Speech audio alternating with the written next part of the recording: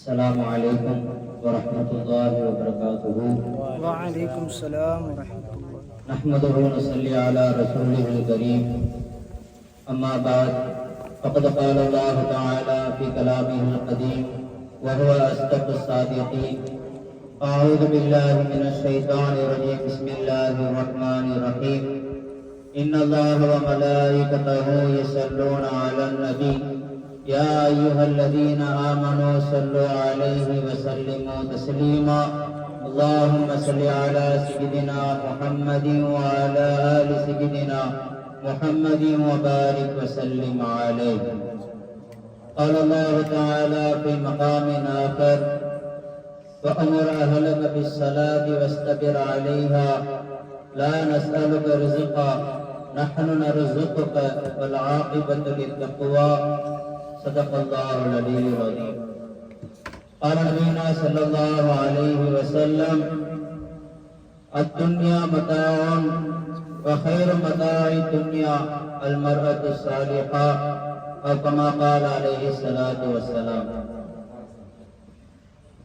எல்லா புகழும் நம்ம முஸ்லிம்களாக முஃமின்களாக மேலும் தனது ஹபீபு நாயகம் முஹம்மது ரசூலுல்லாஹி ஸல்லல்லாஹு அலைஹி வஸல்லம் அவர்களுடைய பாக்கியமிக்க உம்மத்தில் ஒருவராகவும் ஆக்கி அருள் புரிந்தானே அந்த அல்லாஹ்வுக்கு உண்டாகுவதாக. அல்ஹம்துலில்லாஹ் அல்ஹம்துலில்லாஹ். மேலும் அல்லாஹ் தஆலா இந்த குர்ஆனுடைய சம்பந்தப்பட்ட ஒரு விழாவில் கலந்து கொள்ளக்கூடிய ஒரு வாய்ப்பை அல்லாஹ் தஆலா நமக்கு ஏற்படுத்தி தந்தானே அந்த அல்லாஹ்வுக்கு எல்லா புகழும் உண்டாகுவதாக. அல்ஹம்துலில்லாஹ் அல்ஹம்துலில்லாஹ் அல்ஹம்துலில்லாஹ். கணித்துக்குரிய அல்லாஹ்வின் நல்லடியார்களே, அல்லாஹ் தஆலா நமக்கு செய்த ஒரு மாபெரும் கருணை கிருபை. அல்லாஹ் தஆலா நம்மை இஸ்லாத்துடைய மார்க்கத்தில் அல்லாஹ் நம்மை ஒன்று சேர்த்திருக்கிறான்.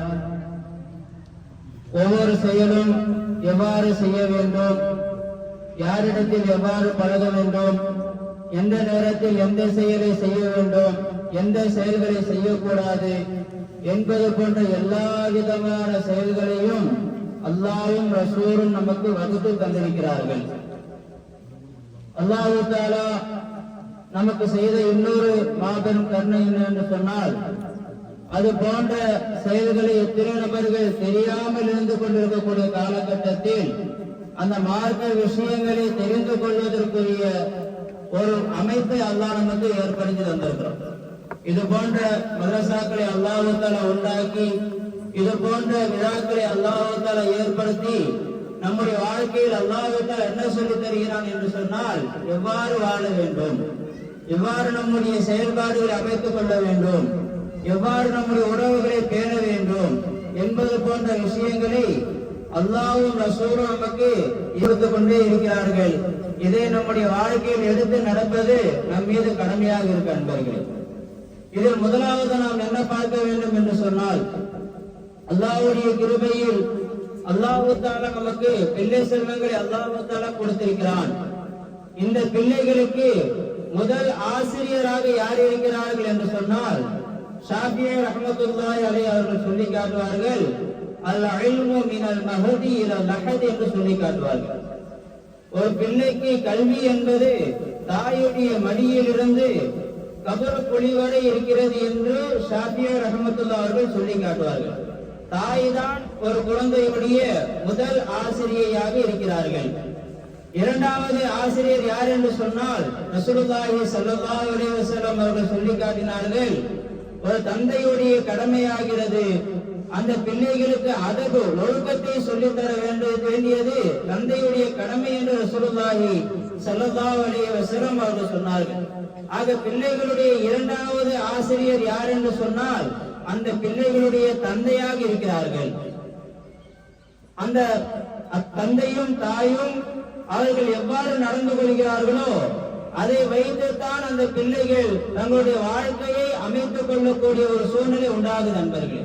நாமெல்லாம் கேட்டிருப்போம், சில பிள்ளைகள் நல்ல வார்த்தைகளை பேசுகிறது என்று சொன்னால் அதை பார்க்கக்கூடிய சிலர்கள் சொல்லுவாங்க, உங்க அத்தாமா நல்லபடியா பேசுறாங்க, அதை பார்த்து இந்த குழந்தையும் நல்லபடியா பேசுது. சில குழந்தைகள் தவறான தீய வார்த்தைகளை பேசுவாங்க, அதை பார்த்த மக்கள் எல்லாம் சொல்வார்கள், இவர்களுடைய பெற்றோர்கள் அவர்களுக்கு மத்தியில் இது போன்ற தகாத வார்த்தைகளை, தீய வார்த்தைகளை அவர்கள் பயன்படுத்திக் கொள்கிறார்கள். அதனால் இந்த குழந்தை தவறான வார்த்தைகளை பேசுகிறது என்று பெற்றோர்கள் அந்த மக்கள் எல்லாம் சொல்லி காட்டுவார்கள். ஆக நம்முடைய பிள்ளைகள் யாரை கண்டு வளர்கிறது என்று சொன்னால் அந்த பெற்றோர்களை கவனித்துதான் என்ன செய்யுது, அந்த பிள்ளைகள் வளரக்கூடியதா இருக்கார்கள். அதனால்தான் அல்லாஹு தஆலா குர்ஆன்ல சொல்லி காட்டுவான், ஒரு கணவன் மனைவி எவ்வாறு நடந்து கொள்ள வேண்டும் என்ற வழிமுறையை அல்லாஹு தஆலா குர்ஆனில் சொல்வதின் நோக்கம் என்னவென்று சொன்னால், அதற்கு அடுத்து தலைமுறையாக வரக்கூடிய அந்த குழந்தைகள் தங்களுடைய வாழ்க்கையை பெற்றோர்களை பார்த்து சீர்படுத்திக் கொள்ள வேண்டும். இப்ப மதரசால உட்கார்ந்து ஹஜரத் அவர்கள் எத்தனையோ நல்ல விஷயங்களை சொல்லி தராங்க. வீட்டுல போன பிறகு பார்த்தா அத்தா அம்மா இடத்துல அது போன்ற செயல்கள் இல்லை என்று சொன்னால் பிள்ளை என்ன செய்யும்? என்னுடைய அத்தாவே என்னுடைய அம்மாவே அது என்ன செய்யறது இல்ல, என்னுடைய பெற்றோர்களே அதை கடைபிடிக்கிறது இல்ல, நான் எதுக்கு அதை செய்யணும் அப்படிங்கிற அந்த மனோபக்குவம் அந்த பிள்ளைகளிடத்துல உண்டாகுது. இப்ப ஆசிரியர் மதரசால உஸ்தாது சொல்லி அனுப்புறாங்க, ஃபஜ்ர் தொழுகணும். ஃபஜ்ர் தொழுகவில்லை என்று சொன்னால் அன்றைய நாள் முழுவதும் முசீபத்தான நாளாக இருக்கிறது என்று ஆசிரியர் உஸ்தாத் சொல்லி அனுப்புறாங்க. ஆனா வீட்டுல போய் பார்த்தா அத்தா அம்மா ஃபஜ்ர் தொழுகாம தூங்குறாங்க.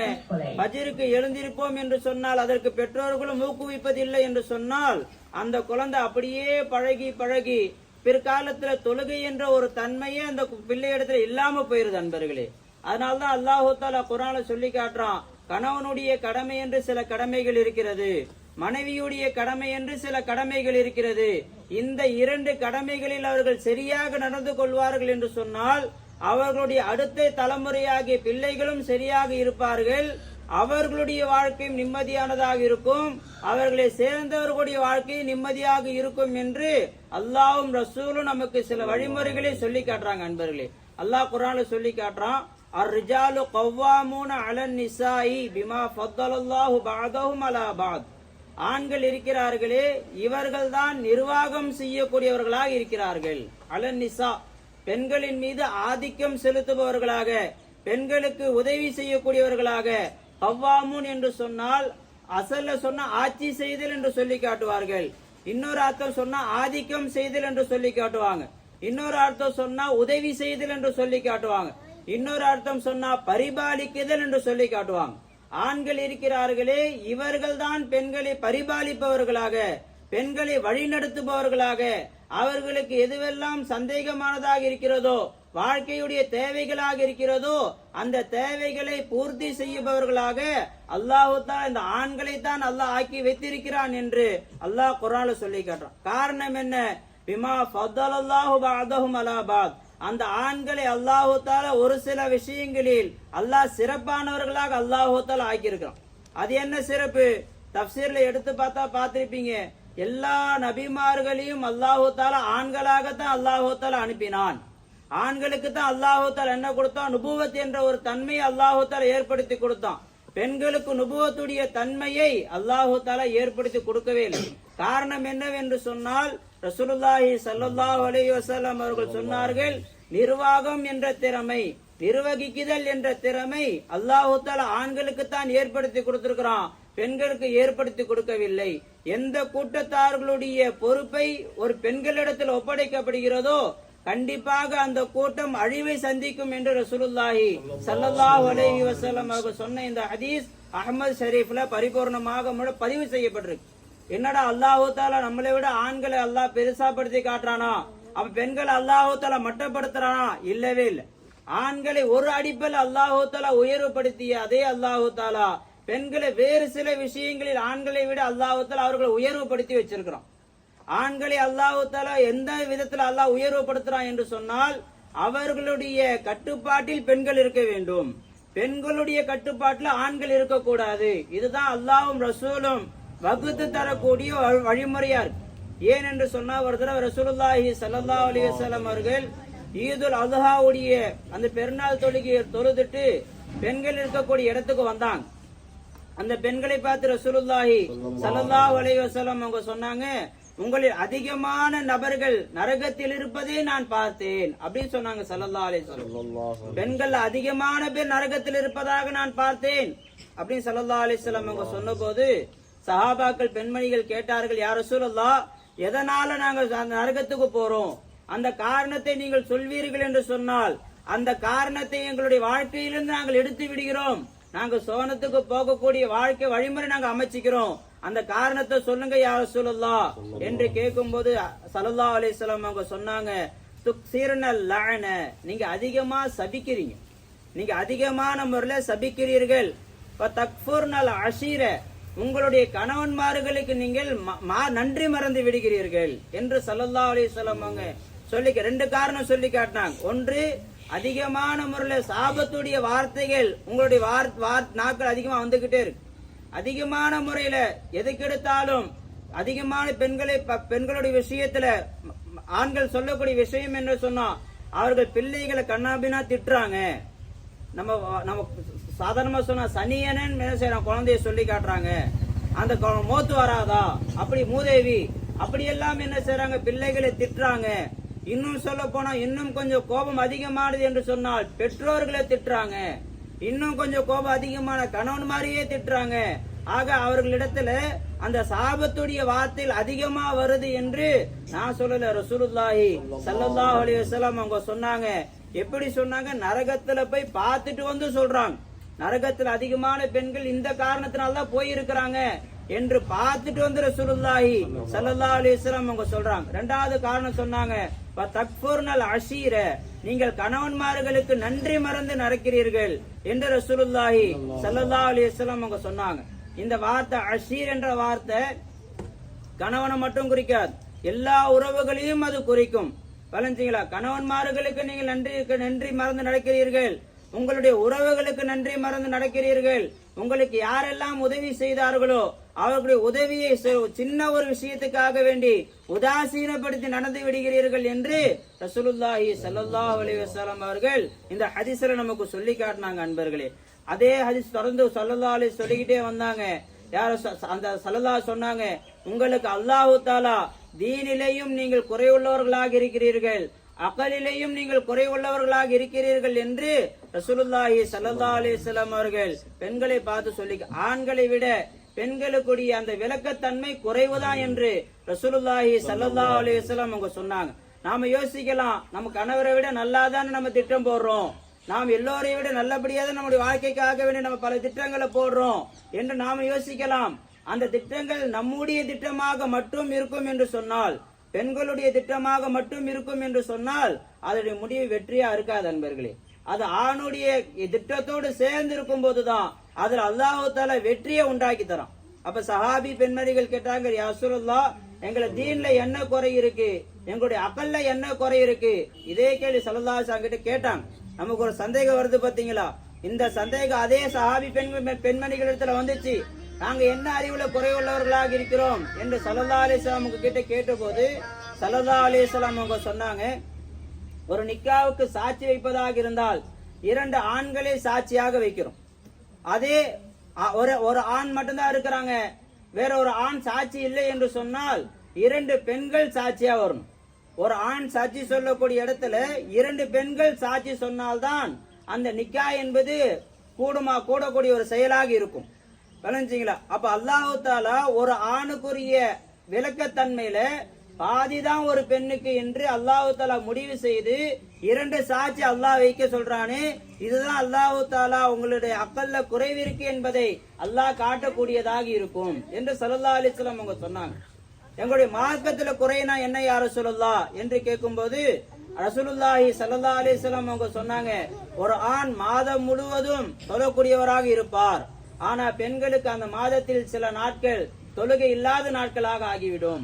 ஒரு ஆண் மாதம் முழுவதும் ரமதானுடைய மாதத்தில் நோன்பு வைக்கக்கூடியவராக இருப்பார், ஆனால் ஒரு பெண்ணுக்கு அந்த மாதத்தில் சில நாட்கள் நோன்பு வைக்க முடியாத சூழ்நிலையாக ஆகிவிடும். இதுதான் அந்த பெண்களுடைய மார்க்கத்தில் குறை என்று ரசூலுல்லாஹி ஸல்லல்லாஹு அலைஹி வஸல்லம் அவங்க சொல்லி காட்டினாங்க. அன்பர்களே, அப்ப அல்லாஹ் தஆலா என்ன சொல்ல வரான், ஆண்கள் பெண்களுக்கு அவர்கள் செலவு செய்யக்கூடியவர்களாகவும் அந்த பெண்களை பராமரிக்கக்கூடியவர்களாகவும் அவர்களை பாதுகாக்கக்கூடியவர்களாகவும் ஆண்கள் தான் இருக்கணும், குடும்பத்துடைய நிர்வாகம் என்பது அது ஆண்களுடைய கையில் இருக்க வேண்டும். அது பெண்களுடைய கைக்கு போய்விட்டது என்று சொன்னால் அந்த குடும்பத்துல நிம்மதி இருக்குமா என்று பார்த்தா இருக்கவே இருக்காது. நண்பர்களே, ரசூலுல்லாஹி ஸல்லல்லாஹு அலைஹி வஸல்லம் அவங்க சொன்னாங்க, ஒரு சஹாபி ரசூலுல்லாஹ் கிட்ட வந்து கேட்கறாங்க, யா ரசூலுல்லாஹ், கணவருடைய கடமை என்ன? ஒரு மனைவி மீது கணவருக்கு என்ன கடமை இருக்கு என்று கேட்டாங்க. அப்ப ரசூலுல்லாஹி ஸல்லல்லாஹு அலைஹி வஸல்லம் அவங்க சொன்னாங்க, நீ எதை சாப்பிடுகிறாயோ அதே உன்னுடைய மனைவிக்கும் சாப்பிட கொடுக்க வேண்டும். நீ எதை சாப்பிடுறதுக்கு சந்தோஷப்படுவியோ அதே மாதிரி உணவை தான் என்ன செய்யணும், உன்னுடைய மனைவிக்கு கொடுக்கணும். நீ உயர்ந்த உணவாக சாப்பிட்டு அவர்களுக்கு மட்டமான உணவை கொடுப்பாய் என்று சொன்னால் மனைவிக்கு செய்ய வேண்டிய கடமையில நீ குறை வச்சுட்டேன்னு அர்த்தம்.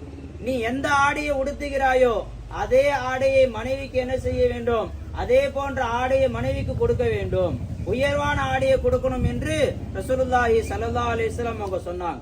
இதெல்லாம் எல்லோருடைய குடும்பத்தில் நடக்கக்கூடிய செய்திதான். சில கணவன்மார்களிடத்துல சில செயல்கள், தவறான சில செயல்கள் ஸல்லல்லாஹு அலைஹி வஸல்லம் அவங்க சொன்னாங்க, வலா தத்ரிப் ஃபில் உஜூஹ் ஃபில் வஜ்ஹ், அந்த பெண்களுடைய முகத்தில் நீங்கள் அடிக்காதீர்கள் என்று ரசூலுல்லாஹி ஸல்லல்லாஹு அலைஹி வஸல்லம் அவர்கள் ஆண்களுக்கு கட்டளையிட்டாங்க. சில கணவன்மார்கள் மனைவியை அடிக்கக்கூடிய ஒரு சூழ்நிலை பார்க்க தான் செய்யும். இது சரியா என்று பார்த்தா மார்க்கத்துல ஆகாத கடைசி நேரத்துல தான் அடிப்பதற்கு மார்க்கத்தில் அனுமதி கொடுக்கப்பட்டிருக்கிறது. அதுவும் அடிப்பதில் சில முறைகளை மார்க்கத்தில் சொல்லி தரப்பட்டிருக்கு. ஆனா கணவன்மார்கள் என்ன செய்யறாங்க, ஆண்கள் தங்களோட கையில ஒரு பலம் இருக்கு, தனக்கு கீழே தான் இந்த பெண்கள் இருக்கிறாங்க என்று ஏதாவது ஒரு சின்ன தவறு செய்து விட்டால் உடனே அடிக்க ஆரம்பிச்சிடறாங்க. அந்த மனைவிமார்கள் வேற வழி இல்லாம பெற்றோர்களிடத்திலையும் சொல்ல முடியாம வேற யாரிடத்திலையும் அதை பற்றி சொல்ல முடியாம மனசுல அதை வைத்து என்ன செய்யறாங்க, புழங்குறாங்க. அதை வைத்து ரொம்ப கஷ்டப்படுறாங்க. உஷாரா இருக்கணும், ஆண்கள் ரொம்ப உஷாரா இருக்கணும். மனைவி மேல கை வைக்கக்கூடிய விஷயத்துல ரொம்ப கணவன்மார்கள் ரொம்ப உஷாரா இருக்கணும். ஏன்னா பெரியார்கள் சொல்லி காட்டுவாங்க, அந்த பெண்ணுக்கு வேற யாரும் பொறுப்புதாரி இல்ல, அதனால அந்த பெண் அமைதியா இருக்கிறாங்க. அதே தட்டி கேட்பதற்கு ஒரு அண்ணன் இருக்கிறான், அண்ணன் கிட்ட போய் சொன்னா தட்டி கேட்பாரு, அத்தா கிட்ட போய் சொன்னா தட்டி கேட்பாரு என்று அந்த பெண் வேற யாரிடத்திலாவது போய் சொல்லி அவர்கள் திரும்ப வந்து கை வைக்கக்கூடிய அளவுக்கு ஒரு தன்மை உண்டானது சொன்னால் இது கணவனுக்கு கேவலமா இருக்கும். அந்த மாதிரி அந்த பெண் போய் சொல்றதுக்கு யாருமே பொறுப்புதாரி யாருமே இல்லை என்று சொன்னா இப்ப ரொம்ப நம்ம அல்லாஹ் பயப்படும் நண்பர்கள். அல்லாஹ் வலியலஹு அல்லாஹு வலியுஹு, யாருக்கு வழிகார பொறுப்புதாரி இல்லையோ அவருடைய பொறுப்பை அல்லாஹு தஆலா ஏற்றுக்கொள்கிறான். ஒரு பெண்ணை நீங்க அடிக்கிறீங்க, உங்க மனைவியை நீங்க அடிக்கிறீங்க, அந்த மனைவி யாரிடத்திலும் போய் சொல்ல முடியாத ஒரு சூழ்நிலையில இருக்கிறாங்க என்று சொன்னா அந்த பெண்ணுடைய பொறுப்பு அல்லாஹ்விடத்துல இருக்கு. அந்த பெண்ணை நாம் அடிப்போம் என்று சொன்னால் திரும்ப அல்லாஹ் அடிக்க ஆரம்பிச்சிருவான். அல்லாஹ்வுடைய அடி பயங்கரமான அடியாக இருக்கும். பெண்கள் விஷயத்துல ரொம்ப உஷாரா இருக்கணும். உஸ்தாத் சொல்லுவாங்க, கல்யாணமாகி 26 வருஷமாவது இதுவரைக்கும் என் மனைவி நான் கை நீட்டி அடிச்சதில்லை. 28 வருஷம் சொன்னாங்க, 28 வருஷம் ஆகுது இதுவரைக்கும் என் மனைவியை நான் கை நீட்டி அடிச்சதில்லை.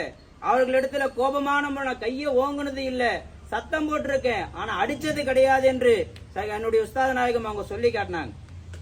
10 வருஷமாவது எனக்கு கல்யாணம் ஆகி இதுவரைக்கும் என் மனைவியை நான் கை நீட்டி அடிச்சதில்ல. காரணம் என்ன, இந்த ஒரு வார்த்தைக்கு பயந்துதான். அந்த மனைவியுடைய பொறுப்பு அல்லாஹு தஆலா இடத்துல இருக்கு. மனைவி நமக்கு அடிமையா என்று பார்த்தா இல்லவே இல்லை. சில பேர் என்ன செய்யறாங்க, தன்னுடைய பெற்றோர்களுடைய பேச்சை கேட்டுக்கிட்டு மனைவியை குறைப்படுத்த ஆரம்பிச்சுறாங்க. சில மனைவிமார்கள் என்ன செய்யறாங்க, அவர்களுடைய பெற்றோர்களுடைய சொல்ல கவனிச்சுக்கிட்டு கணவரை குறைப்படுத்த ஆரம்பிச்சிடறாங்க. ஒரு கணவருக்கு முதல்ல முக்கியத்துவம் யாருக்கு கொடுக்க வேண்டும் என்று சொன்னால் மனைவிக்கு முதல்ல முக்கியத்துவம் கொடுக்கணும். ஒரு மனைவி முதல்ல யாருக்கு முக்கியத்துவம் தரணும் என்று பார்த்தா கணவருக்கு தான் முதல்ல முக்கியத்துவம் தரணும். ரசூலுல்லாஹி ஸல்லல்லாஹு அலைஹி வஸல்லம் சொன்னாங்க, ஒரு மனைவி யாருக்காவது சஜிதா செய்ய வேண்டும் என்று அல்லாஹ் தஆலா அனுமதி அளிப்பான் என்று சொன்னால் யாரும் யாருக்கு சஜிதா செய்யக்கூடாது. அவ்வாறு நான் ஒரு நபரை இன்னொரு நபருக்கு சஜிதா செய்ய வேண்டும் என்று நான் ஏவுவேன் என்று சொன்னால் நான் மனைவிமார்களை கணவனுக்கு சஜிதா செய்ய சொல்வேன். சஜிதா யாருக்கும் செய்வ ஜாயிஸ் கிடையாது. ஆனா கணவருக்கு அல்லாஹ் தஆலா எவ்வளவு பெரிய ஒரு மதிப்பை அல்லாஹ் கொடுத்திருக்கிறான். ஒரு மனைவிக்கு சஜிதா செய்யக்கூடிய உரிமை யாருக்கு செய்யலாம், கணவருக்கு செய்யலாம். அந்த அளவு அல்லாஹ் அந்தஸ்தை யாரு கொடுத்திருக்கா, கணவருக்கு கொடுத்திருக்கிறான். ஆனா அந்த கணவரை நாம் மட்டப்படுத்துகிறோம். யாருடைய பேச்சை கேட்டு, பெற்றோர்களுடைய பேச்சை கேட்டு, அண்ணன்மார்களுடைய பேச்சை கேட்டு, அக்கா தங்கச்சியுடைய பேச்சை கேட்டு சில உறவுகளுடைய பேச்சை கேட்டுக்கிட்டு நம்ம என்ன செய்யறோம்? கணவன்மார்களை நாம் என்ன செய்யறோம்? வெறுக்கிறோம், அவர்களை விட்டு ஒதுங்கி போறோம், அவர்களுடைய சில பேச்சுக்களை கேட்காம விட்டு விடுகிறோம் என்று சொன்னால் அந்த பெண் சிறந்த பெண்ணாக இருக்க மாட்டாள். அதே போல ஒரு கணவர் இருக்கிறார், அந்த கணவன் தன்னுடைய உறவுகளுடைய பேச்சை கேட்டுக்கொண்டு தன்னுடைய மனைவியை கேவலப்படுத்துவார் என்று சொன்னால், தன்னுடைய மனைவியை அவர் அசிங்கமாக அந்த மனைவி விட்டு பிரிந்திருப்பார் என்று சொன்னால் அந்த மனிதர் சிறந்த மனிதர் அல்ல, அவர் கேவலமானவராக இருக்கிறார் என்று குர்ஆன் ஹதீஸ்ல நமக்கு என்ன செய்யப்படுது? நமக்கு சொல்லி காட்டப்படுது. அன்பர்களே, ஏன் இந்த விஷயங்களை நம்ம சொல்லி காட்டுறேன்? நாம் எப்படி நாம் இருக்கிறோமோ அதை பார்த்துதான் நம்முடைய பிள்ளைகள் வளரக்கூடியவர்களாக இருக்கக்கூடிய ஒரு சூழ்நிலை இருக்கு. அன்பர்களே, ரசூலுல்லாஹி ஸல்லல்லாஹு அலைஹி வஸல்லம் அவர்கள் அந்த சஹாபி இடத்துல சொன்னாங்க, யா ரசூலுல்லாஹ், மனைவிக்கு செய்ய வேண்டிய கடமை வேற என்ன இருக்குன்னு கேட்டாங்க. ஸல்லல்லாஹு அலைஹி வஸல்லம் அவங்க சொன்னாங்க, உன்னுடைய மனைவியை நீ கேவலமா பேசாத, உன் மனைவி என்ன செய்ய, பட்ட பேரை வச்சு நீ கூப்பிடாத. கலஞ்சிங்களா? சில இதுவும் நம்முடைய கவனிக்க வேண்டியதா இருக்கு. சில மனைவிமார்களை கணவன்மார்கள் அவருடைய உடலுடைய குறைகளை சொல்லி காட்டி அவர்களை பட்ட பேர் வச்சு கூப்பிடக்கூடிய ஒரு சூழ்நிலை. அதை அந்த மனைவிகள் மனசுல கஷ்டப்பட்டு ஏத்துக்கிண்டு வாழ்ந்துகிட்டு இருக்காங்க. அதே போல சில மனைவிமார்கள் தன்னுடைய கணவன்மார்களுக்கு சில பட்ட பேரை வச்சு சொல்றாங்க, அல்லது நேரடியா பேசும்போது நல்லா பேசிக்கிறாங்க. கணவன் மனைவி இடத்துல நல்ல அவங்க பேச கொள்ளக்கூடிய நேரத்துல கண்ணியமான முறையில் பேசிக்கொண்டு மற்ற நபர்களிடத்துல பேசும்போது என் மனைவியுடைய பட்டப்பேரை வச்சு பேசுறது அல்ல கணவனுடைய பட்டப்பேரை வச்சு பேசுறது, இதையெல்லாம் செய்வார்கள் என்று சொன்னால் அந்த குடும்பத்துல நிம்மதி இருக்குமா என்று பார்த்தா இருக்கவே இருக்காது. அன்பர்களே, ரசூலுல்லாஹி ஸல்லல்லாஹு அலைஹி வஸல்லம் அவர்கள் இதையும் தடுத்தார்கள். நீங்க என்ன செய்யாதீங்க, உங்க மனைவியை கேவலப்படுத்தாதீங்க. அதே போல இன்னொரு ஸல்லல்லாஹு அலைஹி வஸல்லம் இன்னொரு கடமையை சொல்லி காட்டினாங்க, உங்களுடைய மனைவியை நீங்கள் கண்டிப்பதாக இருந்தால் வீட்டுல கண்டிங்க, வீட்டை விட்டு வெளியே போய் உங்க மனைவி என்ன செய்யாது, கண்டிக்காதீர்கள். வீட்டுல இருந்து வெளியே மற்ற மக்களுக்கு மத்தியில உங்க மனைவியை நீங்கள் திட்டாதீங்க, கேவலப்படுத்தாதீங்க, அவர்களை கண்ணிய குறைவாக நீங்க நடத்தாதீங்க என்று ரசூலுல்லாஹி ஸல்லல்லாஹு அலைஹி வஸல்லம் அவங்க சொன்னாங்க. இது கணவருக்கு மட்டும் கடமையா என்று பார்த்தா கணவருக்கு மட்டும் இல்ல, மனைவிக்கும் இதே கடமை தான். மனைவி கணவனுடைய குறையை சுட்டி காட்டுவதாக இருந்தால் 4 செவத்துக்குள்ள வீட்டுல வச்சு என்ன செய்யணும், இந்த மாதிரிலாம் செய்யறீங்க, இதெல்லாம் தப்பு செய்யக்கூடாது என்று 4 செவத்துக்குள்ள வச்சு சொல்லி காட்டணும். ஏதாவது ஒரு ஃபங்க்ஷன் போறோம், அங்க வச்சு சத்தம் போடுறது, அங்க போய் அவர்களுக்கு மரியாதை இல்லாம நடக்கிறது, எப்படி கணவன் செய்வது தவறோ அதே போல மனைவியும் கணவருக்கு செய்வது தவறான ஒரு செயலாக இருக்கு. இதையெல்லாம் நாம் மாத்திக்கணும் நண்பர்களே.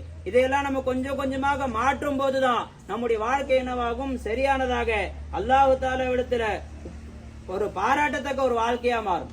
ரசூலுல்லாஹி ஸல்லல்லாஹு அலைஹி வஸல்லம் அவர்களுடைய மனைவியாகி ஆயிஷா அம்மா அவங்க ஒரு தடவை சஃபியா ரலியல்லாஹு தஆலா அவர்களை பற்றி சொல்லும் போது ஒரு உதாரணத்துக்காக வேண்டி அதான் குள்ளமா இருப்பாங்களே அப்படின்னு ஒரு வார்த்தை சொல்லிட்டாங்க. என்ன சொல்லிட்டாங்க?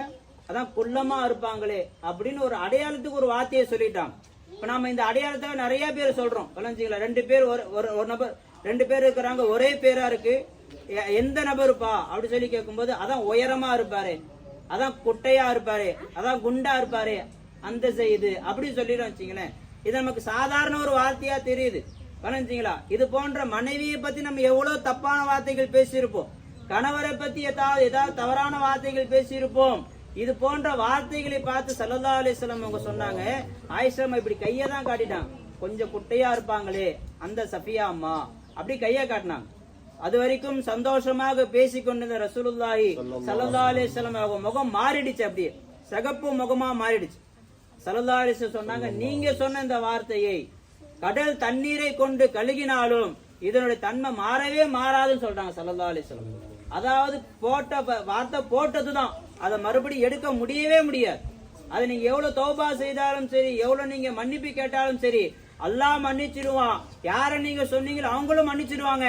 ஆனா சொன்ன வார்த்தை தான், அது என்னவாக அது தன்மை மாறவே மாறாது என்று ரசூலுல்லாஹி ஸல்லல்லாஹு அலைஹி வஸல்லம் அவங்க சொன்னாங்க. நல்லா யோசிச்சு பாருங்க, நம்ம யாரை பற்றி நம்ம அவ்வாறு குறை சொல்லக்கூடிய தன்மை நம்ம இடத்தில் இருக்கிறது என்று சொன்னா அந்த தன்மையை மாற்றிக் கொள்ளுங்கள். வளைஞ்சிங்களா? சில பேர் சொல்லலாம், என் மனைவி எனக்கு கட்டுப்பட மாட்டேங்கிறாங்க என்று சில கணவர்மார்கள் சொல்றான், சில மனைவிமார்கள் சொல்றான், என் கணவர் எனக்கு கட்டுப்பட மாட்டேங்கிறாரு, எனக்கு பிடிச்ச மாதிரி நடக்க மாட்டேங்கிறாரு என்று சில பேர் சொல்லலாம். ரசூலுல்லாஹி ஸல்லல்லாஹு அலைஹி வஸல்லம் அவங்க சொன்னாங்க, ஒரு பெண் சிறந்த பெண் என்று சொன்னால் அந்த பெண்ணிடத்தில் இந்த தன்மைகள் இருந்தா அந்த பெண் சிறந்த பெண் என்று ரசூலுல்லாஹி ஸல்லல்லாஹு அலைஹி வஸல்லம் அவங்க சொன்னாங்க.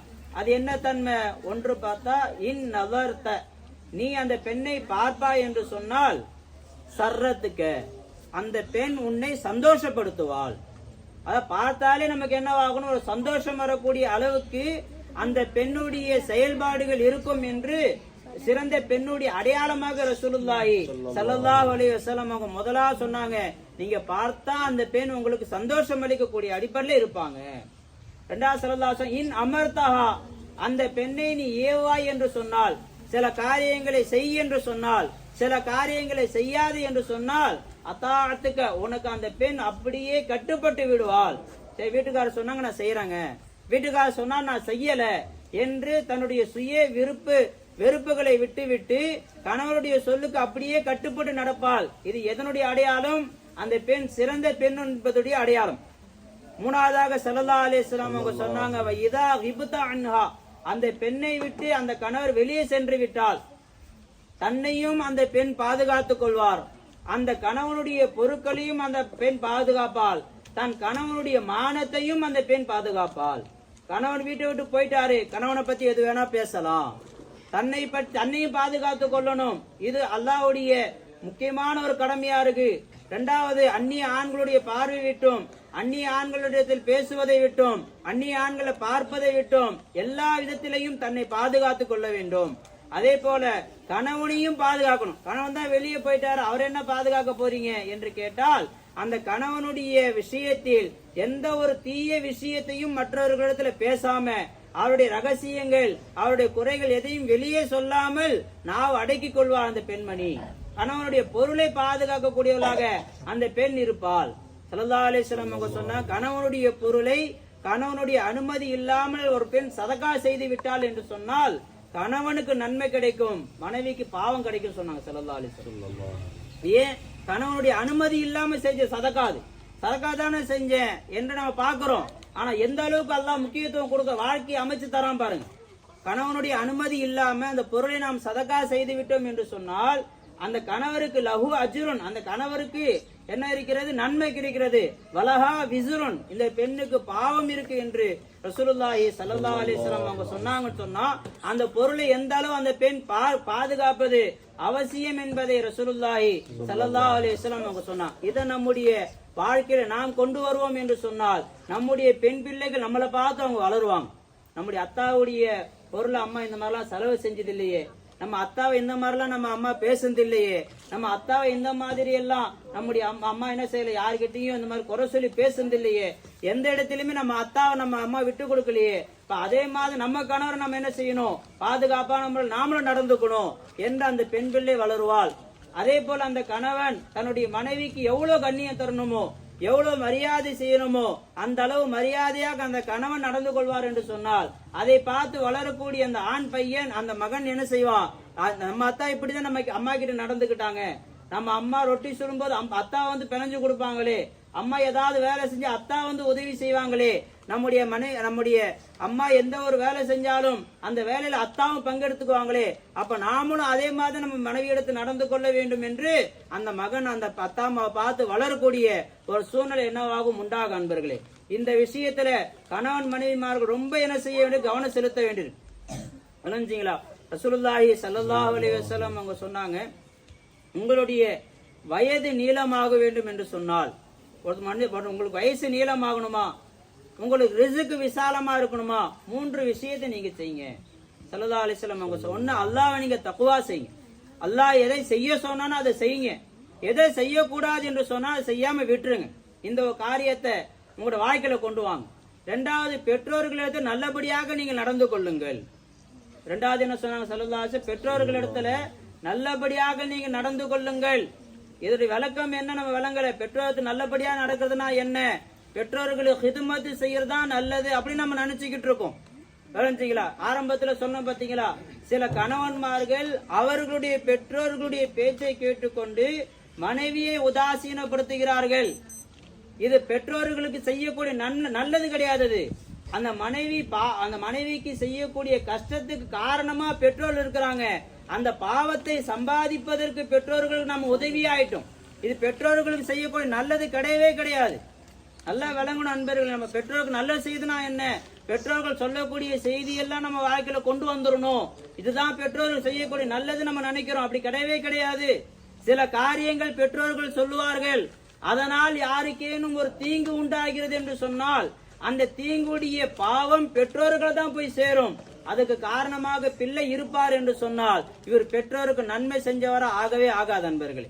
உதாரணமாக ஒரு கணவர் இருக்கிறாரு, அந்த கணவருடைய அத்தா அம்மா சொல்றாங்க, உன் மனைவியை கொண்டு போய் வீட்டுல விட்டு வந்துரு, எந்த காரணமும் இல்லாம சொல்றாங்க, உன் மனைவியை கொண்டு போய் வீட்டுல விட்டுட்டு வந்துரு, அந்த உறவு தேவையில்ல, கொஞ்ச நாள் கழிச்சு வீட்டுல கூட்டு வந்துக்கோ, அப்பதான் அவங்க வீட்டுல என்ன ஒரு பயம் வரும், நம்ம கணவர் நம்ம மேல ஒரு பயம் வரும், நீ கொண்டு போய் விட்டுட்டு வந்துரு அப்படின்னு எந்த ஒரு காரணமும் இல்லாம அநியாயமா கொண்டு போய் விட்டு வர சொல்றாங்க. இப்ப இந்த கணவர் என்ன செய்யறாரு, அத்தாமா சொன்னா கேட்கணுமே, அத்தாமா சொன்னா கேட்கணுமே என்று அத்தாமாவுடைய பேச்சை கேட்கறங்கிற அடிப்படையில மனைவியை கொண்டு போய் வீட்டுல விட்டு வந்துட்டார். நியாயமா அநியாயமா யோசிச்சு பாருங்க, இது அநியாயம். ஏதாவது காரணம் இருந்தா என்ன செய்யலாம், கொண்டு போய் விடலாம். எந்த காரணமும் இல்ல, எந்த ஒரு செயலும் இல்லாமல் அந்த மனைவியை கொண்டு போய் வீட்டுல விட்டுட்டு வரும்போது அநியாயமா கொண்டு போய் விட்டுட்டு வந்தோம் சொன்னா அந்த அநியாயம் செய்வதற்கு காரணமாக இருந்தது யார், பெற்றோர்கள். அவர்களுக்கு பாவம் தான் போய் சேரும். இப்ப இந்த பையன், இந்த கணவன் அந்த அத்தாமாவுக்கு நன்மை செஞ்சாரா தீமை செஞ்சாரா யோசிச்சு பாருங்க. தீமை தான் செஞ்சிருக்கிறார், நன்மை செய்யவே இல்லை. இதே போல சில மனைவிமார்கள் அவர்களுடைய பெற்றோர்கள் சொல்றாங்க என்ற காரணத்தினால் அவருடைய கணவனை உதாசீனப்படுத்த ஆரம்பிச்சிடறாங்க. அவர் நல்ல வேலை செஞ்சுக்கிட்டு இருக்காரு, எங்க அத்தாமா இந்த வேலை செய்ய வேணாம் சொல்றாங்க, வேற வேலை செய்யுங்க. சில பேர் என்ன செய்றாங்க, எவ்வளவு 30 வருஷம் ஆனாலும் 40 வருஷம் ஆனாலும் கணவரை விட பெற்றோர்களை தான் என்ன செய்யறாங்க, ரொம்ப முக்கியத்துவம் தந்து அவர்களுடைய பேச்சை தான் கேட்பவர்களாக அவங்க ஆகிடுறாங்க. இதனால கணவர்களுடைய மனசு கஷ்டப்படக்கூடிய சில சூழ்நிலைகள் உண்டாயிரும். நாம நினைக்கிறது கணவருடைய மனசை நம்ம பாக்குறது இல்ல, பெற்றோர்களுடைய பேச்சை கேட்டுட்டோம், அவர்களுடைய கடமை நம்ம நிறைவேற்றிட்டோம் என்று நம்ம அசால்ட்டா ஆயிடுறோம். ஆனா அவர்களுக்கு நம்ம பாவத்தை தான் சம்பாதிச்சு கொடுத்தோமே தவிர நன்மையை சம்பாதிச்சு கொடுக்கவே இல்லை அன்பர்களே. ரசூலுல்லாஹி ஸல்லல்லாஹு அலைஹி வஸல்லம் அவங்க அதுதான் சொன்னாங்க, உங்களுடைய பெற்றோர்களிடத்துல நல்லபடியாக நீங்க நடந்து கொள்ளுங்கள். எப்படி பெற்றோருக்கு ஹிதுமத் செய்வது நல்லதோ, எப்படி பெற்றோர்களுக்கு செலவு செய்வது நல்லதோ, அதே போல பெற்றோர்களுடைய பட்டோலையில் பாவம் வராமல் பாதுகாப்பதும் ஒரு பிள்ளையுடைய கடமை தான். அந்த பெற்றோர்கள் சில பாவமான காரியங்கள் சொல்றாங்க, அதை நாம் செய்தால் அந்த பாவம் பெற்றோர்களுக்கு போய் சேரும் என்று இருந்தால் அந்த செயலை செய்யாமல் இருப்பதுதான் பெற்றோர்களுக்கு செய்ய வேண்டிய கடமை அன்பர்களே. இந்த இரண்டாவதாக ரசூலுல்லாஹி ஸல்லல்லாஹு அலைஹி வஸல்லம் இதை சொல்லி காட்டினாங்க. இதை நம்ம வாழ்க்கையில ரொம்ப ரொம்ப என்ன செய்யறது, நம்ம ரொம்ப கவனக்குறைவா இருக்கும். அண்ணன் சொல்லிட்டாரு என்று சில வார்த்தைகளை அண்ணனுக்காக வேண்டி நம் கணவரை உதாசீனப்படுத்திடுறோம், மனைவியை உதாசீனப்படுத்திடுறோம். சில உறவுகள் சொல்றாங்க என்பதற்காக வேண்டி நாம என்ன செய்யற, சில உறவுகள் கணவன் மனைவிக்கு மத்தியில சில பிரிவுகள் என்ன செஞ்சிடும், உண்டாக்கிறோம். இதனால என்ன உண்டாகுது, வாழ்க்கையில ஏற்படக்கூடிய அந்த நிம்மதி எல்லாம் போயிருது அன்பர்களே. ஆக அல்லாஹு தஆலா என்ன சொல்ல வரான் என்று சொன்னா, ரசூலுல்லாஹி ஸல்லல்லாஹு அலைஹி வஸல்லம் அவர்கள் ஹதீஸ்ல என்ன சொல்ல வராங்க என்று சொன்னா, கணவன் மனைவி எப்படி வாழ வேண்டும் என்று அல்லாஹ் ரசூல் நமக்கு வகுத்து கொடுத்தார்களோ அந்த முறைப்படி நாம் வாழ்வோம் என்று சொன்னால் நம்முடைய வாழ்க்கை நிம்மதியா இருக்கும் அன்பர்களே. நம்ம சொல்ல ஆரம்பத்துல சொன்ன மாதிரி சில பேர் சொல்றாங்க, என்னுடைய கணவர் என் பேச்சை கேட்க மாட்டேங்கிறாரு, சில பேர் சொல்றாங்க என்னுடைய மனைவி என் பேச்சை கேட்க மாட்டேங்கிறாங்க என்று நாம் சில பேர் சொல்றோம். இதுக்கு காரணம் என்ன என்று பார்த்தா, நாம் அல்லாஹ் ரசூலுடைய கட்டளைகளை நம்ம குறை வச்சிருக்கோம். இதுதான் காரணம். ஒரு துன்யாவுடைய ஒரு பொருள் நமக்கு மாற்றமாக நடக்கிறது என்று சொன்னால் நாம் அல்லாஹ்வுக்கு ஏதோ மாறு செஞ்சிருக்கோம்னு அர்த்தம். அல்லாஹ்வுக்கு செய்த அந்த தவறை நாம் திருத்திக் கொள்வோம் என்று சொன்னால் அல்லாஹு தஆலா எல்லா வஸ்துவையும் நமக்கு கட்டுப்படக்கூடியதை அல்லாஹ் ஆக்கிடுவான்.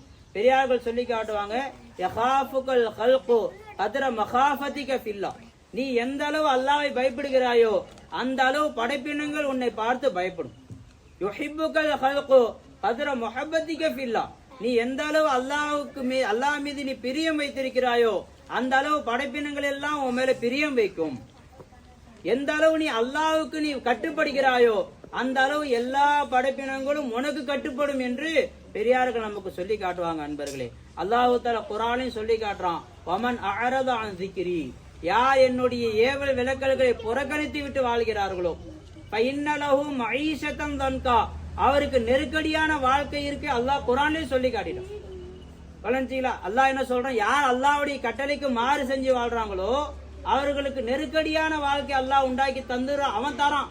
விசாலமான வாழ்க்கை ஏற்படுத்தி தரக்கூடிய ஆற்றல் உள்ள அல்லாஹ் சொல்றான், அவருக்கு நெருக்கடியான வாழ்க்கை உண்டாகிடும். அப்ப நம்ம என்ன அல்லாஹ்வுடைய கட்டளைகளை குறை வச்சிருக்கோம் பாருங்க. அந்த குறையின் காரணத்தினாலதான் நமக்கு வஸ்துக்கள் கட்டுப்படாம இருக்கு. நம்முடைய பையன் நம்ம பேச்சை கேட்கல, அல்லாஹ்வுக்கு குறை வச்சிருக்கிறோம். நம்முடைய வேலைக்கு செய்யற நபர்கள் நம்முடைய பேச்சை கேட்கல, அல்லாஹ்வுக்கு குறை வச்சிருக்கிறோம். நம்முடைய கணவர் நம்முடைய பேச்சை கேட்கல, அல்லாஹ்வுக்கு ஏதோ குறை வச்சிருக்கிறோம். நம்முடைய மனைவி நம்ம பேச்சை கேட்கல, அல்லாஹ்வுக்கு ஏதோ குறை வச்சிருக்கிறோம் என்றுதான் உண்மையான அசல் அன்பர்களே.